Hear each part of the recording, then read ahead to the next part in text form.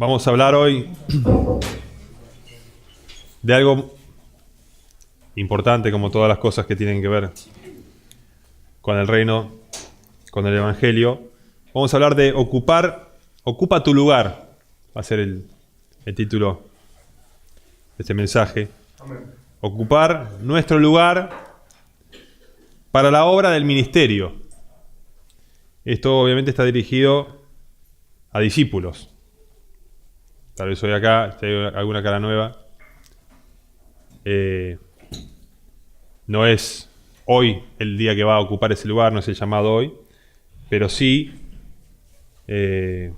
vamos a ver de qué se trata, y creo que en este mensaje también vamos a ver la obra del evangelio que nos llama a una nueva vida.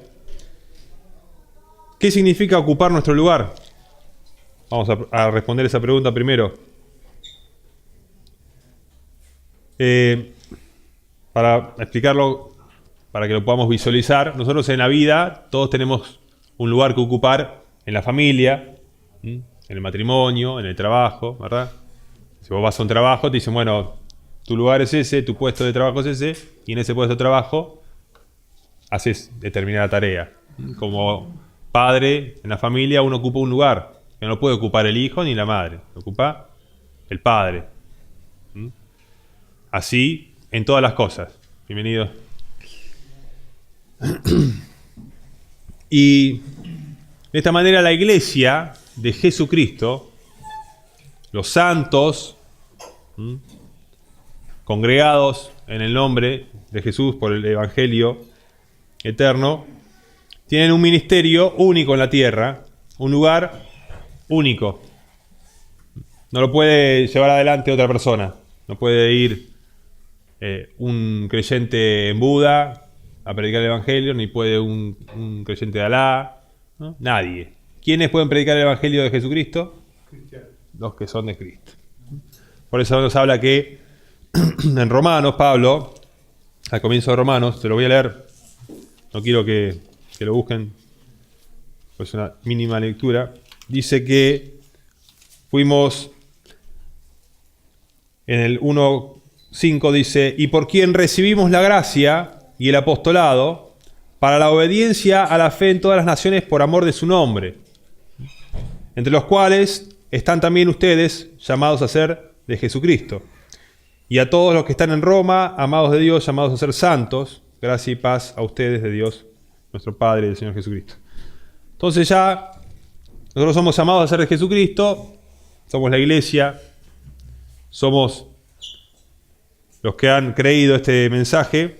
Ahora la iglesia está llamada a anunciar el evangelio. Esto lo vimos en la última reunión con Gabriel, cuando habló sobre la predicación, sobre lo que íbamos a hacer públicamente, un espacio público, hablar de qué, del evangelio, del reino. La importancia. Hoy quiero que veamos algunas cosas que tienen que ver con esto. Tienen que ver con la oración. Básicamente vamos a concluir en que la oración es el elemento que todo discípulo, todo creyente debe ocupar. Un lugar como intercesor, como aquel que colabora, ayuda, intercede por todos los santos, unos por otros orando, con toda oración, lo vamos a ver, es la oración. Esa es parte de la obra del ministerio que todo santo debe llevar adelante. ¿Y cómo debemos pedir? ¿Qué debemos pedir? Esas cosas las vamos a ir desarrollando, no las vamos a agotar hoy, pero obviamente cuando dice orando en el Espíritu, por todos los santos, velando en toda oración, y los motivos de oración están en el Nuevo Testamento, a lo largo de todo el Nuevo Testamento.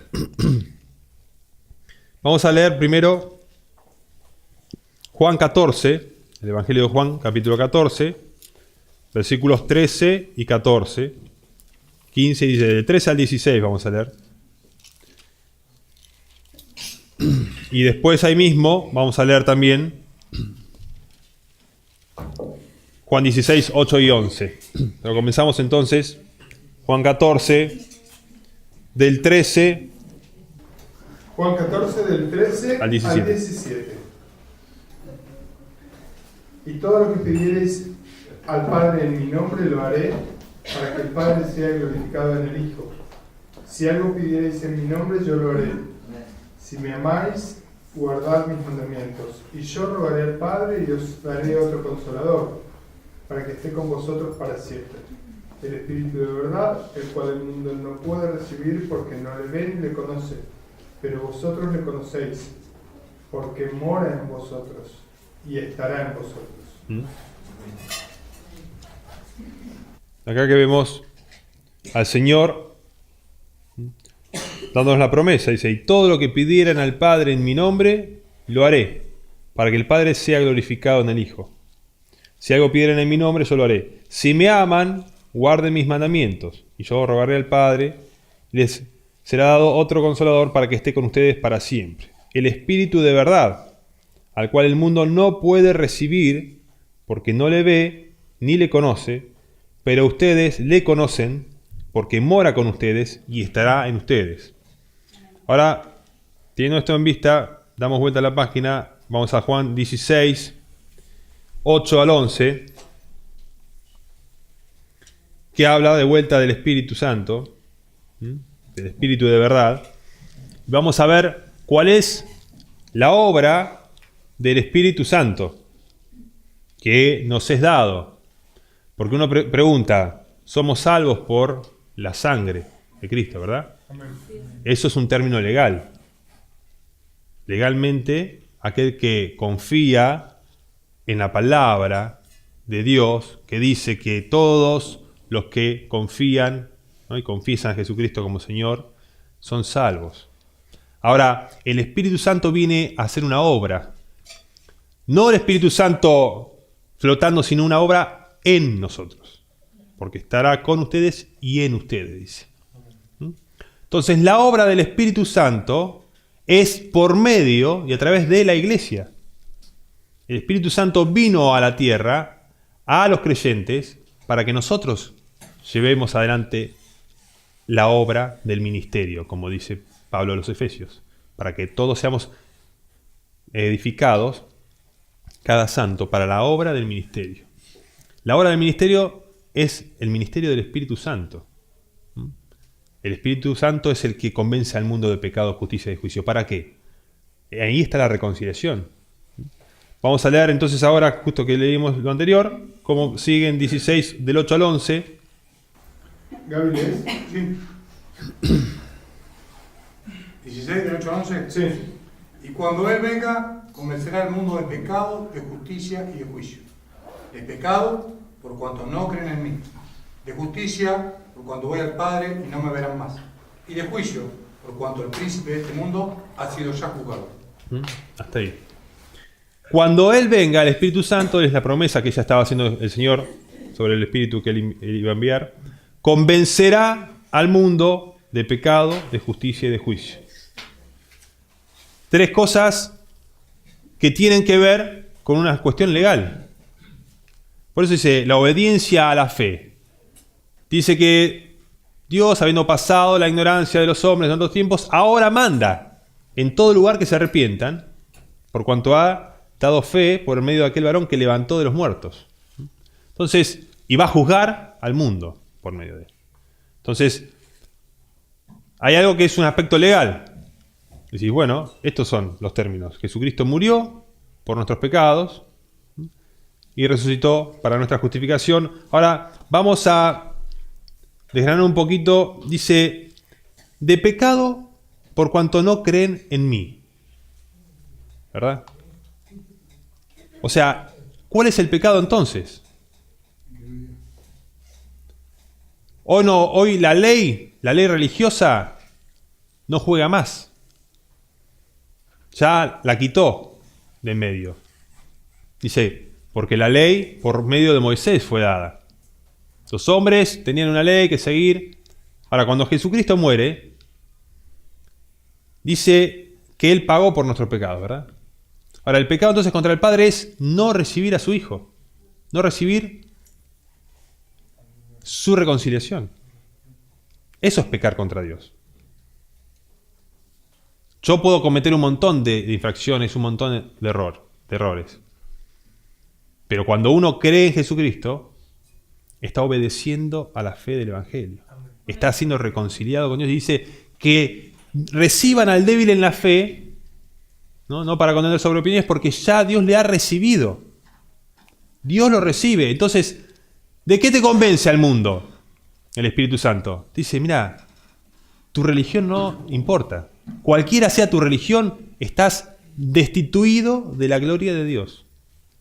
No podés ser amado del Padre si no amás a su Hijo. El Padre no te recibe, no recibe a nadie que rechaza a su Hijo. Podemos leer Juan 3, 16, dice que de tal manera amó Dios al mundo que ha dado su único Hijo, para que todo aquel que en Él cree no se pierda, mas tenga vida eterna.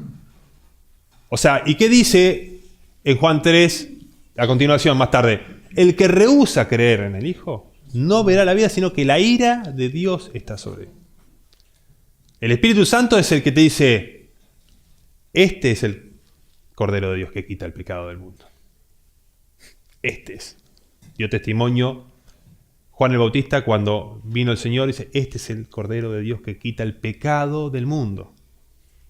Entonces, Él convence al mundo de pecado por cuanto no creen en mí, dice el Señor.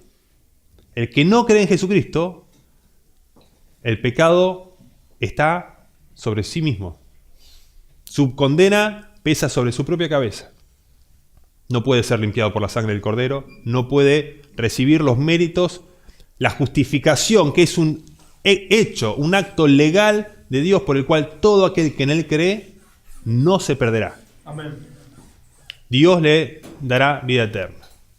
Tenemos ese primer punto de la obra del ministerio del Espíritu Santo. Y esto que digo, el Espíritu Santo convence de pecado, justicia y de juicio, pero no porque en los sueños se le aparece a la gente y les predica, porque la iglesia habla la palabra de Dios en espíritu y en verdad. La dice como está escrito. Nuestras palabras son las palabras de Jesucristo. Nosotros llevamos las palabras de Cristo a la vida, a los oídos de aquellos que no leyeron nunca la Escritura, aquellos que abren la Escritura y no la entienden. Nosotros tratamos de explicarles. Decimos, todo aquel que confíe en el nombre del Señor será salvo. Amén. Cree solamente y será salvo, le dicen al carcelero. Es un hecho, un beneficio, un regalo. Ahora, eso por un lado. Después tenemos de justicia que convencerá. ¿Qué dice 2 de Corintios 5:21? Vamos a leerlo. 2 de Corintios 5:21. 2 de Corintios 5:21. ¿Vale? ¿Querés leer? Sí. En el 20 y el 21. Los dos. Así que somos embajadores en nombre de Cristo, como si Dios rogase por medio de nosotros. Les rogamos en nombre de Cristo, reconcíliense con Dios. Al que no conoció pecado, por nosotros lo hizo pecado, para que nosotros fuésemos hechos justicia de Dios en él. Amén. Esa es la justicia. Que el que está en Cristo es justo. Está investido de la justicia de Dios. ¿Quién condenará? Cristo murió. Dios es el que justifica. Todo aquel que cree en Jesucristo está justificado.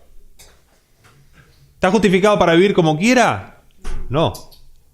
Está justificado delante de Dios el Padre, delante del acusador de los hermanos, de Satanás, delante de todo ser humano que diga, pero, ningún pero.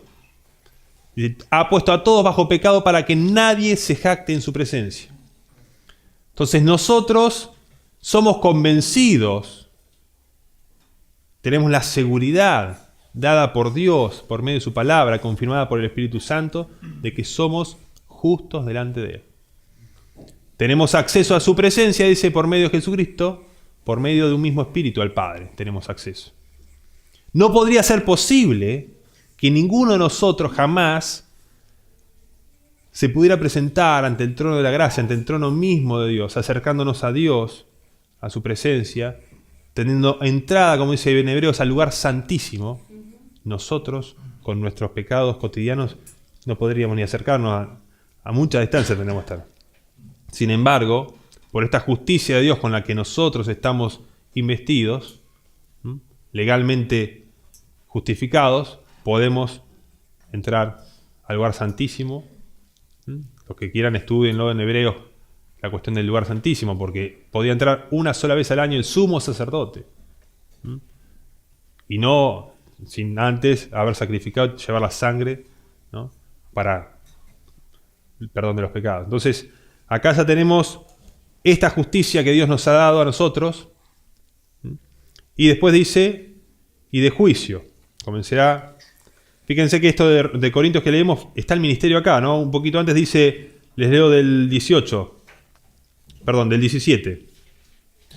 De modo que si alguno está en Cristo, ha reconocido al Cordero de Dios que quita el pecado del mundo y nos da salvación, la vida eterna, las cosas viejas pasaron. He aquí todas son hechas nuevas. Sos una persona nueva. Tu identidad, tu derecho de ser persona, de ser ciudadano del reino es. Derecho a ser trasladado del reino de las tinieblas al reino de su amado Hijo, dice. Nos ha trasladado, es un hecho. Un hecho, no es parte de una promesa que va a ser Dios. No, ya lo hizo. En el momento que vos creíste y confiaste en Jesucristo, en que Él murió en la cruz por tus pecados, en ese momento vos sos librado de la potestad de Satanás. Dice, y todo esto proviene de Dios, quien nos reconcilió consigo mismo por Cristo. Acá vemos la reconciliación, el estar justificados, el que Dios nos reciba. Y nos dio el ministerio de la reconciliación. Que Dios estaba en Cristo reconciliando consigo al mundo, no tomándoles en cuenta a los hombres sus pecados, y nos encargó a nosotros la palabra de la reconciliación. Entonces acá, esta es la obra del ministerio. Nosotros como iglesia, ¿qué llevamos al mundo? Le llamo ropa y calzado y comida, y bueno, hay un mundo mejor, tal vez vamos a conseguir. Bueno, sí. Eso es como si vos me decís que a mi hijo yo le doy zapatilla y ropa y plata y me voy. Y no tengo ninguna relación con él. No lo reconozco como hijo. Por lo de nada. ¿Se entiende? Es algo totalmente secundario. El mundo ve algo natural. Para el hombre natural es locura, dice el Evangelio. Porque se ha de discernir espiritualmente. El Señor les decía, ustedes ¿por qué no pueden recibir mi palabra? No haya cabida mi palabra en ustedes. Porque no son de Dios. Es un misterio. ¿Quiénes son de Dios? ¿Quiénes nos oyen? Dice la palabra, el que es de Dios nos oye. Este gran regalo de estar justificados en Cristo, de tener la justicia de Dios, y nos muestra, por último, la victoria, que es y de juicio, por cuanto el príncipe de este mundo ya ha sido condenado. Entonces, tenemos esa victoria. Estamos diciendo, Satanás fue derrotado en la cruz. El que tenía el imperio de la muerte, le fue arrebatada la llave de la vida y de la muerte. Algo legal, que pasó en las esferas de las potestades, principados de las huestes celestiales, en donde reinan seres, ¿no?, angélicos, están los demonios, y vemos que la obra de Jesucristo va más allá de algo carnal, meramente biológico, sino que actuó en la esfera celestiales. Por eso dice que toma nombre toda familia de los que están en los cielos y en la tierra. Llegamos al punto del juicio. Satanás fue derrotado, ya ha sido juzgado, ya no puede acusar al ser humano delante de Dios, porque dice que ya Cristo pagó por nosotros y nuestro pecado ha sido perdonado. Bueno, ¿quién hace entonces la obra de convencer al mundo? Dijimos, el Espíritu Santo. ¿Y el Espíritu por medio de quién es comunicado? Por la Iglesia. O sea, hermanos, el orar en todo tiempo, en el Espíritu Santo, orar. La oración del Espíritu Santo es para salvación del mundo. Dios amó de tal manera al mundo, y ese amor está destinado a salvar al mundo. No a darle a la gente mejores coches y mejor ropa, y un trabajo más lindo. No. En el mundo vamos a tener aflicción, dice el Señor. Amén. Distintas aflicciones. El que lo tiene todo y se cansa de tener lo que tiene y quiere más. Y cuando tiene lo que quería, también se cansa de lo que tenía y nunca le es suficiente y hay insatisfacción. Llámelo aflicción, el que no tiene aflicción tiene insatisfacción. El que no tiene insatisfacción le pasa que no le encuentra sentido a la vida. Así es el mundo. Nunca se sacia. El que beberá de este agua, dice el Señor, volverá a tener sed. Pero el que beba del agua que yo le daré, no volverá a tener sed. Ese agua lo va a llevar a la vida eterna. Gaby, No, tenía la palabra para el juicio, que está Sí. en Colosenses 2, del 3 al 15, dice: que ustedes, estando muertos en pecado en la incircuncisión de vuestra carne, os dio vida juntamente con él, perdonándoles todos los pecados, anulando el acta de los decretos que había contra ustedes, que nos era contrario, quitándolo en medio y clavándolo en la cruz, y despojando a los principados de las potestades, los exhibió públicamente, triunfando sobre ellos en la cruz. Amén. Es un triunfo contra las potestades espirituales. Porque nosotros, dice, fuimos llamados a un reino celestial, en donde hay ángeles, donde nosotros vamos a ser conciudadanos de los ángeles. Estos que salieron del mundo fueron comprados por el Rey de Reyes y Señor de Señores. Los ángeles son testigos, van a ser testigos. Entonces, no podía Dios quedar en falta ante su creación. Por eso Él es justo. Es justo. No podía aceptar a nadie. Dice que no tendrá por inocente al culpable. Eso es inapelable. Cristo, por eso, es el que paga la culpa del ser humano. Y es algo legal, como dijimos. Ahora vamos a ver que los que son convencidos por el Espíritu Santo, de esto que estamos hablando, que tiene el Evangelio, vienen a ser un convencido, ¿no? De pecado, justicia y juicio. Ahora, después un discípulo. Porque de ser convertido, de reconocer, de arrepentirse, porque uno para recibir esta justificación del pecado, ¿qué tiene que decir? Reconozco, este es el arrepentimiento, sí, realmente, estoy perdido, voy a morir en mis pecados. Yo quiero ser salvo. No ha sido dado otro nombre bajo los cielos en el cual podamos ser salvos.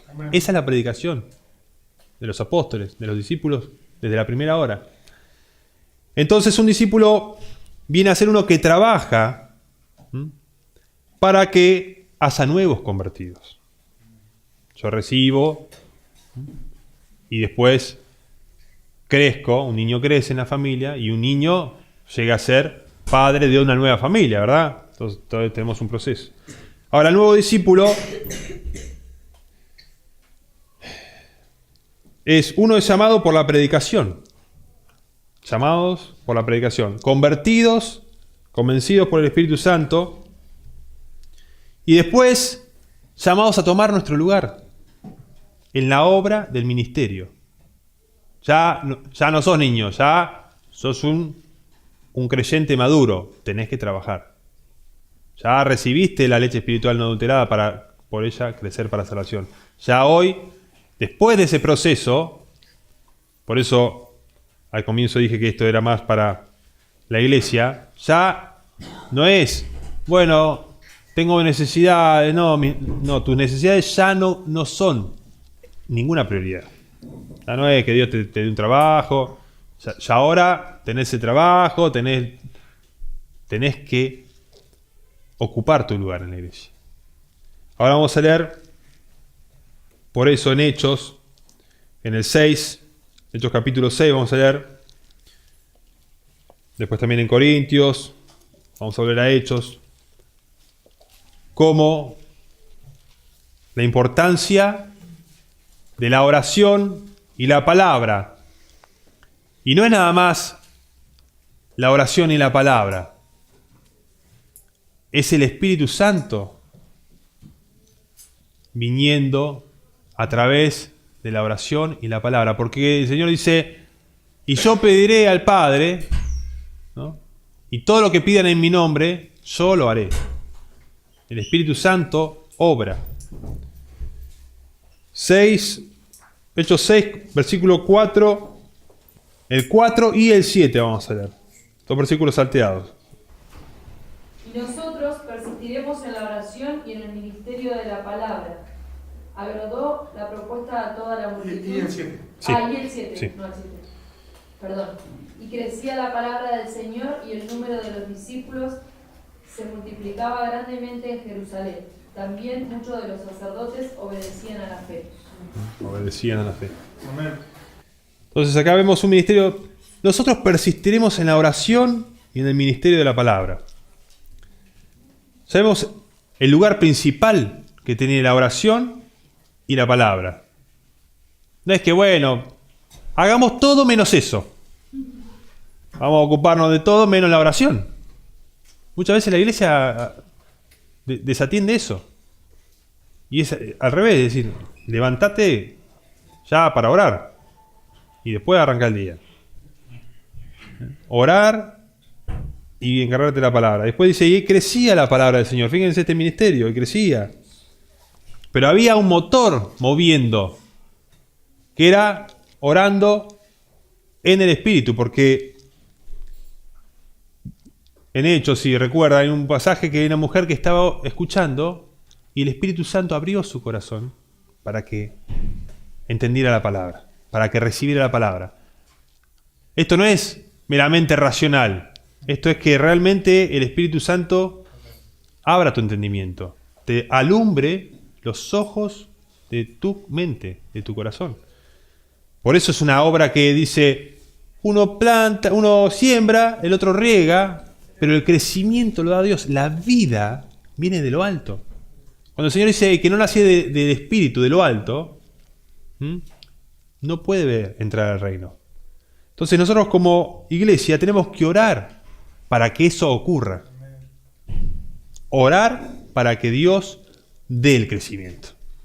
Porque también después lo vamos a ver si lo encontramos. Un pasaje que creo que está en Tesalonicenses cuando dice, no solo reciben la palabra, sino en poder del Espíritu Santo. La palabra con poder. En Romanos dice que es el Espíritu Santo es el que da testimonio a nuestro espíritu de que somos hijos de Dios. No es Lolo diciéndomelo a mí. Es el Espíritu que me lo tiene que revelar.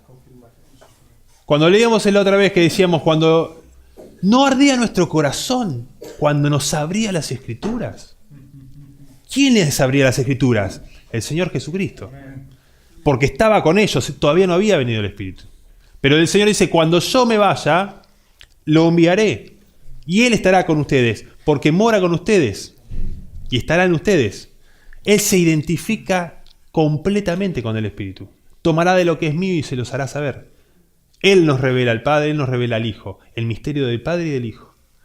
Y eso es lo que vamos a ver un poquito también hoy, en cuanto a que el misterio del Evangelio, la obra del Espíritu Santo, el mundo, cuando llegas al Espíritu de verdad, al cual el mundo no puede recibir, se le terminan los argumentos racionales. Se nos termina la apologética, se nos termina todo. Porque dice que agradó a Dios, sí, por la locura de la predicación, pero también dice, escondió estas cosas de los sabios y entendidos, de los que se creen entendidos, y se las reveló a los niños.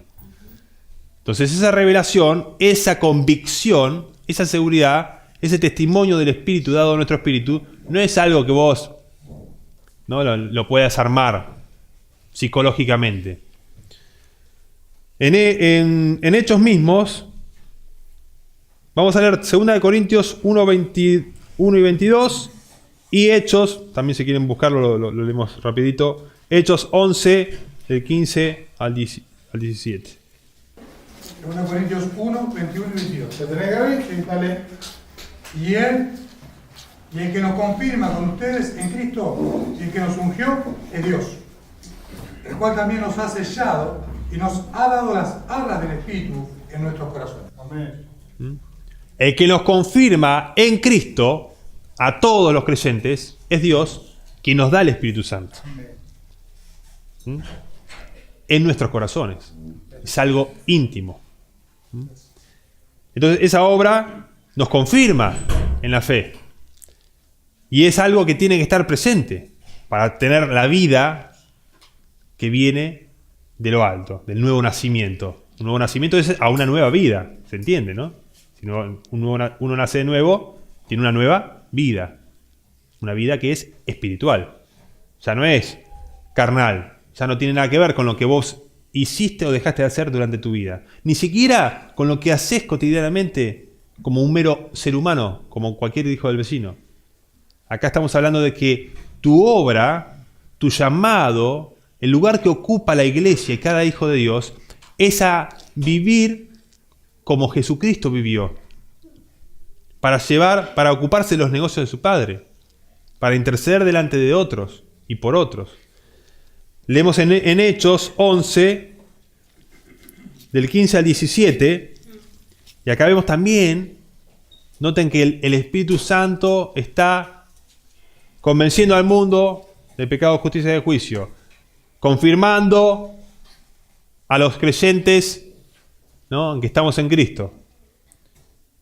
En el Hechos 11 dijimos del 15 al 17. Cuando comencé a hablar, continuó Pedro, el Espíritu Santo descendió sobre ellos tal como descendió sobre nosotros al principio. Entonces pensé en las palabras del Señor cuando dijo: Juan bautizó con agua, pero ustedes serán bautizados con el Espíritu Santo. Como Dios les dio a sus gentiles el mismo don que nos dio a nosotros cuando creímos en el Señor Jesucristo. ¿Quién era yo para estorbar a Dios? Dice entonces, mas vosotros seréis bautizados con el Espíritu Santo. Si Dios pues les concedió también el mismo don que a nosotros, que hemos creído en el Señor Jesucristo, ¿quién era yo? Les concedió el don del Espíritu Santo. Esto no es al que se porta mejor, se lo gana. Acá es a los que creyeron en el Señor Jesucristo. El ser sellado con el Espíritu Santo es confirmado. El que nos confirma, dice, leímos recién en 2 Corintios, es Dios, en Cristo. Es el que te da esa seguridad, ese entendimiento espiritual, con toda sabiduría e entendimiento espiritual, e inteligencia espiritual, dicen en las cartas. Entonces estamos llegando acá y vemos que cuando Pedro estaba hablando, recibieron el Espíritu Santo, los que habían creído. Y no fue Pedro el que lo hizo descender al Espíritu Santo. No es que Pedro dijo, reciban. En un momento hay, pasa que oran, imponen las manos y descienden. Pero lo que vemos es que el Espíritu Santo se mueve como quiere. No hay ningún hombre controlando al Espíritu Santo. El Espíritu Santo les dio un bautismo, una confirmación a estos hombres que escucharon la palabra de la predicación y estaban creyéndola. Entonces, tenemos un lugar como intercesores. La iglesia dice que es el cuerpo de Cristo, ¿verdad? Cristo es la cabeza de toda potestad, de todo principado. Él es la autoridad total. El Señor, cuando se va, antes de este mundo, dice: toda potestad, todo poder y autoridad me es dada en los cielos y en la tierra. Por tanto, vayan y hagan discípulos, predicando en el nombre del Padre, del Hijo y del Espíritu Santo, bautizándolos. Entonces acá vemos que nosotros ocupamos ese lugar y nadie más. Cada uno de nosotros, no algunos de nosotros, todos. Dice, hasta que todos lleguemos a la unidad de la fe, a la estatura de Cristo, de un varón perfecto, para esa obra. Vamos a leer en el Salmo 67, versículos 1 al 3, esta obra de la iglesia, como cuerpo de Cristo, como varón, como un solo hombre, con un solo corazón y una sola alma, vamos a leer en el Salmo 67 del 1 al 3, ¿qué oración se eleva a Dios por el mundo, por la gente, por las personas que aún no conocen a nuestro Señor Jesucristo, a nuestro bendito Señor Jesucristo? Entonces dijimos Salmo 67. ¿Del 1 al 3? Sí. Mati, ¿lees? Tengo la nueva traducción. Bueno, Que Dios tenga misericordia y nos bendiga, que su rostro nos sonría con favor. Que se conozcan tus caminos en toda la tierra y tu poder salvador entre los pueblos por todas partes. Que las naciones te alaben, oh Dios, sí, que todas las naciones te alaben. Que el mundo entero cante de alegría, porque tú gobiernas a las naciones con justicia y guías a los pueblos del mundo interludio. Interludio. del mundo. Ese es el Selah. Selah. Le voy a leer de la Reina Valera, que a veces hay pasajes que nos gustan más de una traducción que de otra, o nos sirven mejor. Acá dice: Dios tenga misericordia de nosotros y nos bendiga. Haga resplandecer su rostro sobre nosotros. ¿Para qué? Para que sea conocido en la tierra tu camino. No para que parezcamos más bonitos. Que haga resplandecer su rostro sobre nosotros para que sea dado a conocer su camino. El camino. En Hechos de los Apóstoles, a Jesucristo le llamaban el camino. El Señor dice: yo soy el camino, la verdad y la vida. Nadie viene al Padre si no es por mí. Entonces, ese es el camino que nosotros predicamos. Dice: en todas las naciones sea conocida tu salvación. En todas las naciones tu salvación. Ahora, nosotros no podemos pensar en China si acá tenemos a 20 cuadras gente que no conoce el Evangelio. Por eso cada iglesia tiene que tener un territorio, tiene un territorio que tomar. Nosotros no podemos ir a predicar a China si estamos en Bahía Blanca. Nosotros vamos a predicar en Bahía Blanca. Mientras podamos, y si Dios nos llama, Dios mediante, podemos predicar en otras ciudades, pero se entiende que la oración, Neuquén. Y dice el 3, te alaben los pueblos, oh Dios, todos los pueblos te alaben. Alégrense y gócense las naciones, porque juzgarás los pueblos con equidad y pastorearás las naciones en la tierra. Fíjense, esta es la promesa de que va a venir un día en que Jesucristo vuelva. Ahora, mientras tanto, mientras Jesucristo no está, como dijimos, la otra vez les había abierto el entendimiento a los discípulos, había caminado con ellos, había estado comiendo con ellos. El Señor resucitado. Ahora eso, yo dije, es un adelanto. Es algo que cuando Él venga va a ser tan real como eso. Como decirte, bueno, porque Él dio dones, dio talentos a cada uno para que negocien. Fueron y negociaron. Y después dijeron, acá vos me diste 5 talentos, acá otros 5 más, Señor. Le dieron fruto, le dieron una ganancia. Y nuestra ganancia, como predicaba el otro día Gaby, es ganar almas. No es monetaria, no es económica. Nuestra única ganancia real son las almas que vienen a Cristo para salvación. Ustedes son nuestra gloria, dice el apóstol, en el día del Señor, para que yo no haya trabajado en vano, dice Pablo, diciendo, yo quiero, y por eso peleaba y sostengo gran batalla por ustedes, le decía en la carta, porque sabemos que hay una oposición espiritual. No es tan fácil. Si fuera fácil creer, la gente te decía, sí, predícame, ay, quiero escuchar. La gente, ya cuando vos le vas a decir Jesucristo, ya no, te viene raro. ¿Se entiende? Hay mucha oposición.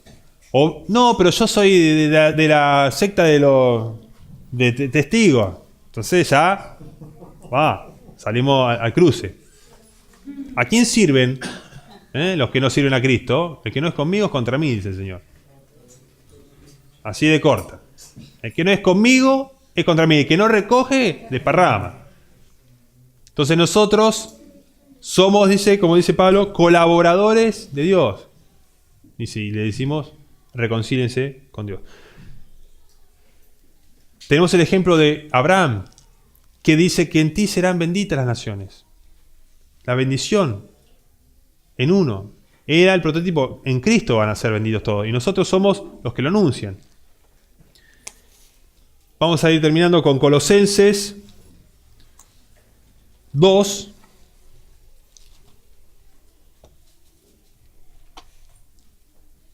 Voy a hacer una recapitulación, si quiere, un poquito antes de eso. Somos hijos e hijas de Dios. Para los que ya son hijos e hijas, tenemos que actuar, llevar adelante una tarea. Como hijos, no como la tarea que yo hago en el trabajo. No, esa no es el lugar que hoy estamos llamados a ocupar. Cada uno tiene su trabajo que hacer, hijos que criar y deportes que jugar si le gusta. Pero acá es otra cosa. El trabajo de un hijo es el trabajo de nuestro Señor Jesucristo, el Hijo del Padre. Para eso tenemos dado un espíritu de poder. Para eso tenemos dado el nombre de Jesucristo. Para eso tenemos dada la potestad en su nombre de ir y echar fuera demonios, sanar enfermos, predicar la palabra con toda autoridad. Y tener una vida de dominio propio y de santidad y de autoridad moral también. Porque Pablo dice, ¿no? Los obispos tenían que ser irreprensibles. Comenzamos por ahí. Tienen que ser. Tenían cuando lo escribió, siguen siendo así. Para esto somos entonces librados del poder del pecado y de la muerte. Para ser ahora partes de un reino celestial que avanza a la tierra, que avanza, que cada gente que viene, que cree, obedece al Evangelio, obedece a la fe, entra en ese reino y es partícipe con nosotros de esta gracia, de esta gratuidad que hay en el Evangelio, que no te pide nada, Dios. No te está pidiendo que hagas nada, que creas, que recibas un regalo, que te arrodilles y digas, Señor, sí, Dios, te doy la gloria, la honra, te alabo y te bendigo y te doy gracias por lo que hiciste por mí. ¿No? Esa es la gran gracia. Entonces, ese Espíritu Santo entonces que tenemos ahora para ir y actuar, viene a convencer al mundo a través de nuestra predicación de la palabra. Estos son los negocios del Padre. En esto tenemos que negociar los talentos. Para esto nos fueron dados talentos. Toda la iglesia actúa como un solo hombre, porque cada miembro funciona de acuerdo a su don y a la función que les es dada propia, pero toda la iglesia, como dijimos, lleva adelante un ministerio que es uno, es reconciliar a Dios, ¿no? Al hombre con Dios, que reciban la reconciliación. Por eso dijimos, yo tengo todo un equipo de fútbol, cada uno ocupa su puesto, perfecto. ¿Y ahora qué hacemos? ¿Nos miramos en las caras? No. Andá y jugá. Salí a la cancha a jugar. Entonces a eso estamos apuntando con este estudio, a ocupar nuestro lugar dentro del ejército, de la familia, del equipo de Dios, y ponerse ahora sí vamos a ver en Colosenses cómo sería esta parte. Colosenses 2, 1 y 2, del 1 al 2 de Colosenses. Colosenses 2. Del 1 al 2. Y 2. Porque quiero que sepáis cuán gran lucha sostengo por vosotros y por los que están en la Odisea y por todos los que nunca han visto mi rostro, para que sean consolados sus corazones, unidos en amor, hasta alcanzar todas las riquezas del pleno entendimiento, a fin de conocer el misterio de Dios, el Padre y de Cristo. En quien están escondidos, eso me faltó, todos los tesoros de la sabiduría y del conocimiento. Ahora, para que sean consolados sus corazones, unidos en amor, hasta alcanzar todas las riquezas de pleno entendimiento, a fin de conocer el misterio de Dios el Padre y de Cristo. Esto Pablo lo hacía en una lucha que era a través de la oración. Pablo doblaba sus rodillas y pedía para que sean alumbrados los ojos de vuestro entendimiento, le dice en otra carta. para que conozcamos el misterio de Dios el Padre y de Cristo, para que estemos en comunión con el Padre y su Hijo. Ahí mismo en Colosenses 4, que tenemos del 4, el 2 y el 3, dice: perseveren en la oración, velando con ella con acción de gracias, orando también al mismo tiempo por nosotros, para que el Señor nos abra puerta para la palabra, a fin de dar a conocer el misterio de Cristo, por el cual también estoy preso. El misterio de Cristo. Y para terminar, Efesios 6, después de haber expuesto la doctrina, el misterio, Pablo nos llama a colocarnos toda la armadura de Dios para estar firmes. ¿Y cómo termina ese estar? Bueno, me puse la camiseta, me puse la armadura. Estamos con el ejército. ¿Y ahora qué hacemos? ¿Le damos un muñequito acá de goma? ¿Pegamos? Entre nosotros no. Acá dice 17, 18, 19 y 20, vamos a leer.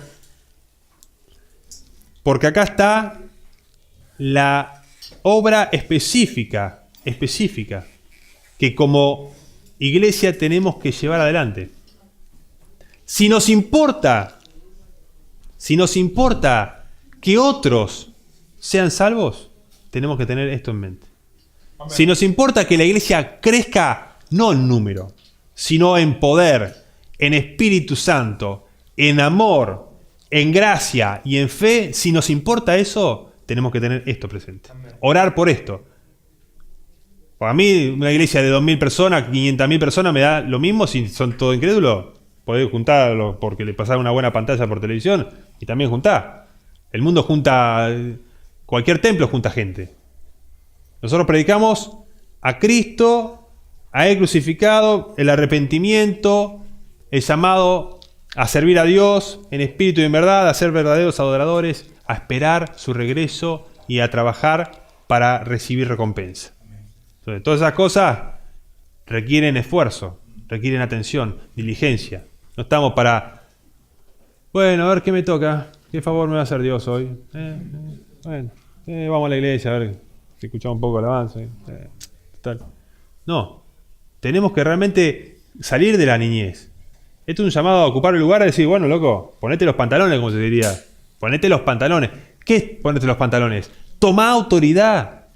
Orá en el nombre del Señor con la autoridad para que las personas lleguen por lo menos a la iglesia. Que sean derribados todo argumento que se levanta contra el conocimiento de Dios.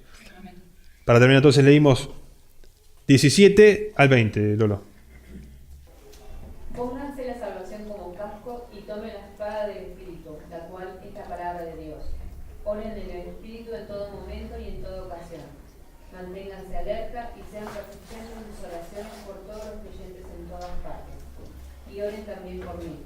Pídanle a Dios que me dé las palabras adecuadas para poder explicar con valor su misterioso plan. Que la buena noticia es para judíos y gentiles por igual.